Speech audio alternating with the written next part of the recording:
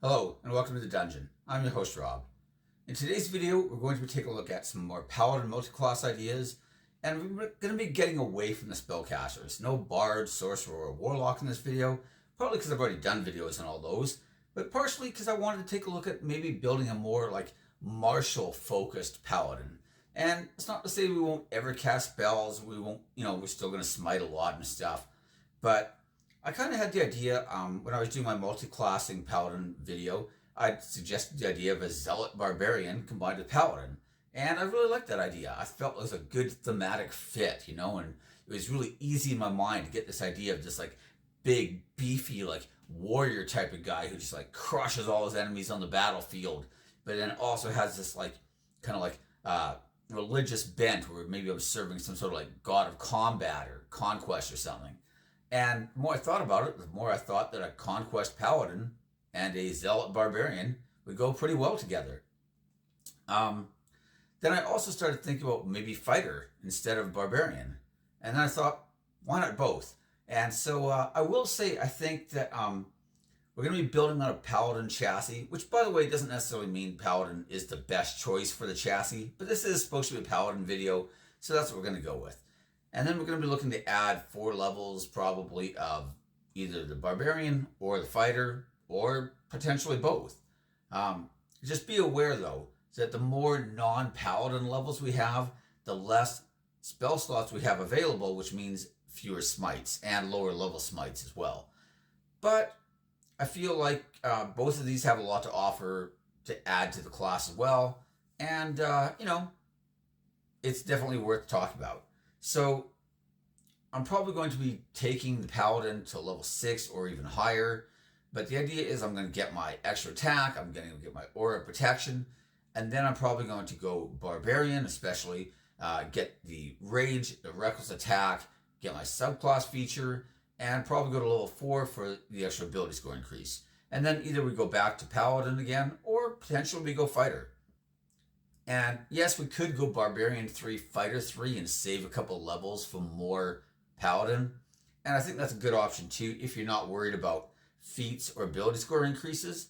But this could potentially be a very feat intensive build. If I wanted to go with, say, Polearm Mastery and Great Weapon Mastery and still max my strength out, that's going to be, quite a few feats and ability score increases dedicated to that. Maybe I wanted to add Sentinels to that, Maybe there's other feats I wanted to take, like Alert or Lucky. Maybe instead of going Polearm Mastery, I decided to use, like, say, a Maul, in which case I might want the Crusher feat instead. So I'm not really saving a feat there. I'm just swapping Polearm Mastery for Crusher. And I think that's a very good option if I've got, like, an odd level strength to begin the game with, right? Like, maybe I went... if I went Variant Human, I might favor Polearm Mastery because I could very easily have a 16 strength, right? But let's say I went Custom Lineage and maybe I have a 17 strength to start the game, but I also have a feat choice. Maybe then I take Crusher and I go that route instead. I think I prefer the Polearm Mastery for that bonus action attack, but forced movement is a very good thing these days, especially if you're able to work with your teammates and kind of plan and coordinate, Even spells like a Cloud of Daggers, which isn't necessarily a great spell, starts to really look a lot better when you can keep pushing the orcs into that Cloud of Daggers and do that damage over and over again, combined with the damage you're doing on top of that. It suddenly starts looking a lot stronger. And I like that these kind of feats open up a lot of strategic choices for the party. If you look back like 4 years ago, really was Warlocks were like the only ones with steady, reliable force movement, without having to expend like tons of spell slots to do it and stuff, But these days it's a lot more common, and that just opens up more strategic choices, which I like. So anyways, that's going to be like the core idea there. I'm probably going to be using a great weapon with Great Weapon Mastery. What type of great weapon, I'll leave up to you, but I would probably favor Polearm Mastery for that extra attack. And I would probably start with Polearm Mastery. I'm not in as much of a rush to get Great Weapon Mastery because I don't have Reckless Attack yet. And I'm not saying you need it to use Great Weapon Mastery, but it sure does help when you have advantage on all those attacks to help compensate for that hit penalty, So that's going to be the basic idea. And then, like I said, we're going to add in the Barbarian. So let's talk about the Conquest Paladin first. I don't think Conquest is the only way to go here, but like I said, I just really like that mental image of this Conquest Zealot type guy, you know? And Conquest does have some very nice things to offer. So, number one, your Oath spells. Usually, I'm not that concerned in a build where I'm multi-classing into barbarian because I'm not going to be casting a lot of spells. But there are a couple standouts here. Number one, at level 3, you get Armor of Agathis. And that is an excellent spell that does not require concentration and it lasts an hour. So you can easily have it up in effect. And then when you go into a big combat, you've already got it active. And then you rage. And now those temporary hit points are basically lasting twice as long, meaning you're able to reflect twice as much damage back essentially. And it's a spell that really, really starts to shine in combination with the rage mechanic from the barbarian. So I like that combination quite a bit. I actually played a Warlock barbarian multi-class. I did a video on him, and it was very effective. So we're just kind of doing the same thing now, but with Paladin. At level 5, you also get your second level spells. So that's going to give you Hold Person and Spiritual Weapon. Spiritual Weapon also does not require concentration. So this is one that you could potentially cast in the first round and then rage after that. Also, just bear in mind that you only have 2 rages per long rest. So it's not like you're going to be just raging constantly all the time, right?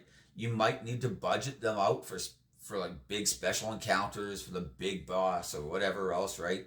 Especially if you're doing like a lot of dungeon runs and you might have like, you know, a bunch of encounters in a row and you can't afford to just rage all the time, right? You might have to kind of keep those resources back a bit, you know, and be more strategic with them. But you know, it's still worth considering that you're not going to be able to cast spells all the time, especially if you're raging, and especially if you're using them in big fights. It means you're not going to be casting spells in those big fights. But Spiritual Weapon's one that if you think the fight's going to go long enough and would therefore have more value than just using that as a smite, then, you know, it could potentially work. Especially if you're using like the Maul Crusher route, because then you don't have a bonus action attack, at least not a reliable one. You might still have potential of one from Great Weapon Mastery if you get a killing blow or a crit. Either way, I think it's not a bad choice. I don't think it's a real standout though, like it normally would be on a Paladin who doesn't potentially have a bonus attack. Because you probably have, you know, like I said, potentially Polearm Mastery, potentially Great Weapon Mastery. If not, you're also raging, you know, and you could be smiting with that slot, right? So you have a lot of other things you could be doing with it. But it's still worth mentioning. Hold Person, if you could land a Hold Person and then like say Action Surge and then just auto crit and potentially smite, that's really good. But be aware that you probably won't have a really high charisma and it may not be very easy to land that Hold Person, right? Also, Hold Person in general is a pretty restricted spell. It's only on humanoids. You can't just cast it on anything. So, you know, worth mentioning, but not as much value. At level 9, you also get Fear, which would normally be really good on an Oath of Conquest Paladin combined with your Fear aura. But at this point, you're getting to be pretty high level because you're also adding some fighter levels or barbarian or both. So, you know, that's pretty late in the game. But you do get a Channel Divinity, which causes Fear, and you get that at level 3. So, you know, if I got my level 7 aura as well, that's probably my go-to route.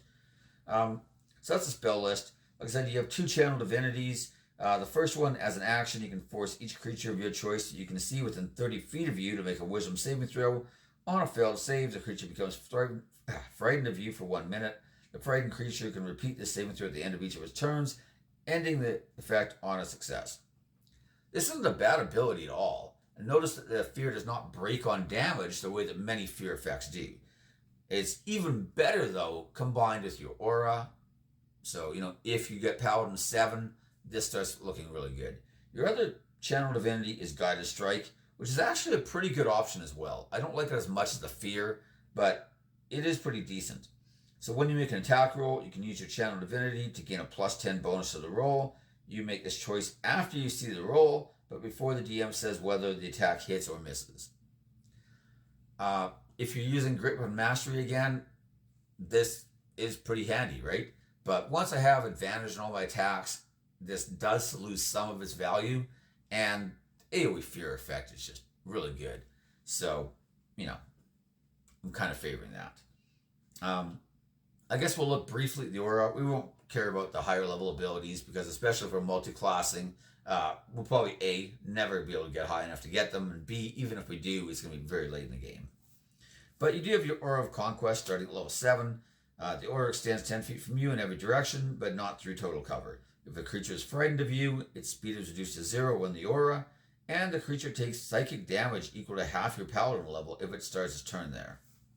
So, at 18th level Paladin, it becomes 30 feet, but obviously not going to happen, so who cares?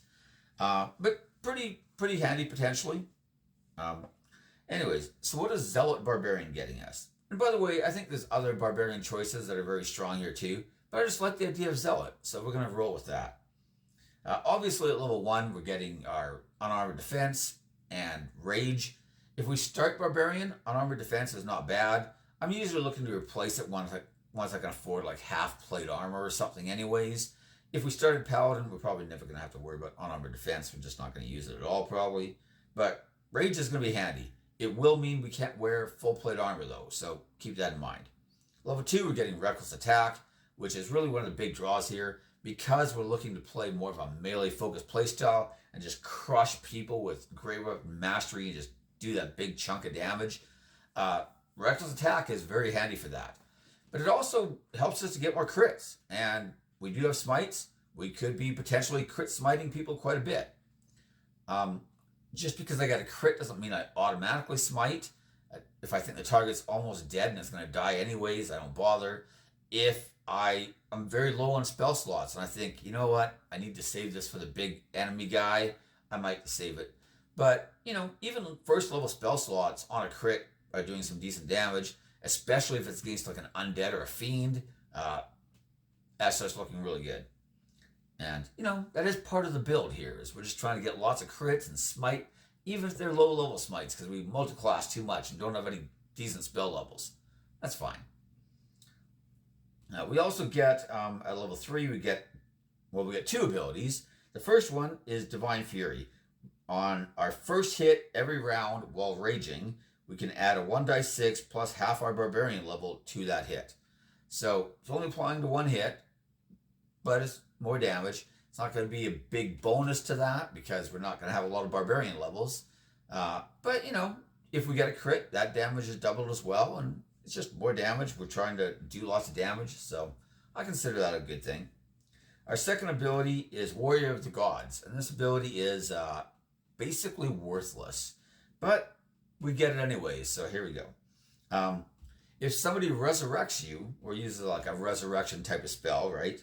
Like raise dead or whatever, the person casting it doesn't need to use a material component to raise you. And that doesn't really directly benefit us unless the cleric was out of material components and he couldn't have rezzed us. In which case, you know, good. But, you know, honestly, what are you doing, cleric? You don't have material components to res people? Like, you got one job, cleric. Well, technically 2. Casting Healing Word on me when I go down in combat. That's your other job. But, you know, you got 2 jobs. And one of them was to resurrect me if I die. So have components. Now, yes, in my case, you wouldn't have needed it. But, you know, when the wizard gets one shot on a crit, he does need it. So have components. Come on, cleric. Pull your weight. Level 4, we're going to get our ability score increase, like I said. And if we went fighter instead, or as well, level 1, of course, we're going to get another fighting style. Oh yeah, we'll talk about fighting styles in a moment here, really briefly. Level 2, of course, we're also going to get a bonus action heal, which isn't great, but it's not bad, especially if you're raging, those hit points basically count for double. So in an emergency, and if you think the cleric is worthless and isn't going to heal you, then you might just want to not go down in the first place. Well, you know, why risk it? This guy's not a very good cleric, apparently. Level 2, of course, you're getting Action Surge, which is amazing. Level 3, we're getting our archetype, and 4, if we went that high, we're going to get another ability score increase or a feat choice. All good. As far as fighter archetypes, I really like Champion here. It fits the idea of just this big, strong, beefy guy who's probably not like a real strategic thinker. He's just out there to just bash people with a pole arm or a maul or whatever else he's using, you know? And also, just the idea that it gives us double a crit chance again, basically, is a good thing. We're getting to attack with advantage from barbarian, and we're potentially adding critting on a 19 or 20 to that. If we add, say, polearm mastery, we're attacking twice around with a bonus action attack as well. That suddenly starts looking like pretty good chances of getting a crit. You know, you're critting on 19% of your attacks if you have advantage plus critting on a 19 or 20. Not bad. Other options, though, obviously the Battle Master gives us more strategic choices and is a very solid choice, obviously. I kind of like the Rune Knight as well. I think that the runes are very effective. I like the level 7 runes a lot, to be honest. But even the level 3 ones have some good ones to choose from. So, good option. And the other option I'll throw out, although I do place this one lower than the other 3, is the Eldritch Knight. Mostly because 3 levels of Eldritch Knight are going to count as 1 more level of pure spellcaster, and it will give us better spellcasting with more spell slots to smite with. It does give us the option, too, of taking some spells like a Find Familiar, perhaps. Nothing wrong with that. Adding some defense, maybe like a shield spell or an absorb elements. Both are good. And, you know, like I said, we're not going to be raging all the time, right? So there might be times when we want to cast those spells, but we're probably not going to be able to afford a lot of intelligence on top of everything else. We're already needing strength. We're needing charisma. We're going to need some constitution, especially since we're getting attacked with advantage all the time and we don't have heavy armor or a shield.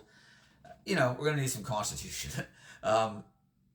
So, yeah, I don't value those spells quite as highly again, but it is worth mentioning. I would probably just go champion. It's very straightforward. Like I said, it really fits the theme we've got going here. But either way, anyways, we're going to be getting potentially, well, definitely 1 and potentially 2 fighting styles if we take the fighter route. Usually I really like defensive as one of the paladin choices because paladins don't have the full range of choices, right? And let's be honest, archery is probably the best fighting style in the game, but we're not playing an archer, so that's not going to help us. We're not going to be able to use the protection fighting style, which I'm not super fond of anyway, but we're not using a shield, so that's out. Like a lot of the choices are already eliminated. The defensive is really good, but again, we don't have the full armor choices we would have had if we weren't going barbarian. Now maybe we didn't go barbarian, in which case defensive starts looking a lot better, not just because we have full plate potentially, but also because we're not getting attacked with advantage. In that case, I would definitely take defensive as one of those 2 fighting styles. But assuming that we do have half plate and reckless attack because we took barbarian, I feel like defensive is still a good choice, just not as good because we're constantly getting attacked with advantage, right? So, you know, what do you do? Usually the great weapon fighting style is one I'm not super fond of. I think it's pretty decent at low levels when you're fighting like orcs and goblins and stuff. And they've only got like 10 hit points, 13 hit points, 7 hit points, you know, whatever. Potentially turning a 1 or a 2 into, say, a 9 or a 10 if we were using a polearm, or even, you know, reroll 1 to 2 on a die 6 and getting a 5 or 6. That's a big deal when the creature only has like 8 or 9 hit points. It's not a very big deal, though, when they've got like 90 hit points or 200 hit points or whatever, right? So as you level up, it just starts making less and less of a difference. But that doesn't mean it's a bad choice. Fact is, we do have somewhat limited choices, and we potentially have 2 choices to make. So, you know, if you're using a great weapon, you could do worse than that. The other one to consider is maybe blind fighting. But again, if we have barbarian, blind fighting doesn't help us as much as usual either. Because if we're attacking recklessly, we have advantage. If we get blinded, they just cancel each other out, and now we attack normally. So, still good, you know, because now you wouldn't have to worry about it. You'll just attack with advantage all the time. But again, like, not as much of an upside. So if I have 2 fighting styles, I'd probably still take great weapon fighting, and I'd probably take defensive. But, you know, there are some other choices out there that are at least worth consideration. So let's move on quickly to feats. I've already talked about polearm mastery. I've talked about great weapon mastery. We've talked about Crusher if we didn't want to go that route and maybe wanted to use a Maul or something, you know. Um, Other ones to consider, obviously Alert Feat is always really good. I really like the Lucky Feat a lot. Usually I like to use Lucky if the Dungeon Master rolls a crit on me and just force him to re-roll it. And because you're getting attacked with advantage all the time, you can get crit quite a bit. So Lucky starts looking a little better. You're not going to turn as many like crits into misses, perhaps. I mean, you might, but it's not as dependable. But you might turn a lot of those crits into just regular hits at least, and that's still a move in the right direction. So I start liking that one a lot more. I really like Alert on casters, like I've said, but the truth is I like Alert on pretty much everybody. You know, the earlier you're able to attack and start killing targets in that combat, the less targets there are attacking you back, you know, and just it lessens incoming damage. It lessens the chance that your casters are going to lose concentration on their spells. You know, it's a great feat. Just going, you know, speed kills, as they say, and that's definitely true in D&D as well. Hopefully it kills your enemies, though, not you. Yeah, so those are most of the ones I'd probably be looking into. Bear in mind, though, you do need to like max your strength out probably. So I would really be looking to take like whatever my fighting style is, right? Probably Great Weapon Mastery, and then combining with whatever is going to match my weapon, right? Maybe it's a Crusher Feat, maybe it's Polearm Mastery. Like I said, I'd probably start Polearm Mastery if I had the choice. If I went like Variant Human or something like that, right? And then, you know, once I'm a little more consistent with my attacks, especially if I have Reckless Attack, then I'm definitely looking to add Great Weapon Mastery. Great Weapon Mastery is still a solid choice at level 1, but in this case, I probably favor the extra bonus action attack every round, right? I don't normally talk about races that much because these days there's a million of them, you know, so whatever. But anytime I'm playing like a feat intensive build, which this potentially could be, things like Variant Human and Custom Lineage kind of go to the front of the line since we could start with a feat with either of those choices. It's worth mentioning Turtle, though, if your campaign allows them. It does help to balance out some of those armor problems we've mentioned. But I would still probably lean towards starting with a feat instead. Anyways, those are my thoughts on this particular build. Like I said, I think it just has some cool ideas and themes. I like the idea of maybe taking Paladin in a different direction. Instead of trying to add more spell casting, we just add like more big bruiser melee type abilities, you know? And then potentially capitalize on that with more smite crits, you know? And like I said, I like the idea of this type of character, just this big bruiser type of guy who's just a fierce fighter. Maybe not the most deep thinker or philosopher, but he's just kind of out there crushing people with whatever weapon he's using and, you know, drinking the blood of his enemies or whatever else, right? Praising Crom or some other, you know, god who probably doesn't even care about you, to be honest, but whatever. Might look down favorably on you for a minute after you win some glorious battle. And it just seems like a fun character, honestly. Especially if you don't take him too seriously. And just, you know, kind of roll with it. And, you know, I think it could be pretty cool. Anyways, those are my thoughts. Thank you for watching. Feel free to like, subscribe, comment, and of course, ring the bell for notifications. Most importantly, though, leave me your comments. I promise I read every single comment, even if I don't respond to them all. That is everything I have, though, and I'll see you next time. Bye.